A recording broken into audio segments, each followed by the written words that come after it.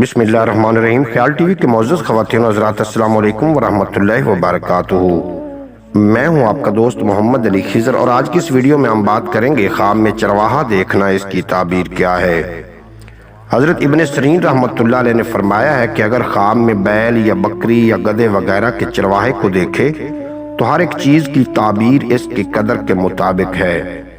گھوڑے کا چرواہا ولایت اور بزرگی پر دلیل ہے، اور گدھے کا چرواہا تخت پر دلیل ہے، اور بیل کا چرواہا سفارت اور نعمت اور فراغی پر دلیل ہے، اور بکری کا چرواہا روزی حلال اور مال اور نعمت پر دلیل ہے۔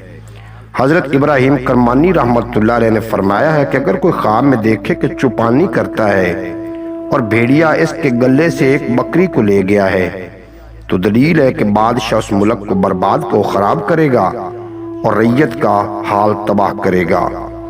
حضرت دانیال علیہ السلام نے فرمایا ہے کہ بکریوں کی چوپانی کرنے کی دلیل ہے کہ ان بکریوں کے شمار پر ایک پر سردار ہوگا، اور اگر دیکھے کہ بھیڑیے نے اس کو کچھ دیا ہے تو دلیل ہے کہ اس کو کسی سردار سے فائدہ پہنچے گا۔ امید ہے کہ آپ کو آج کی یہ مختصر ویڈیو پسند آئے گی۔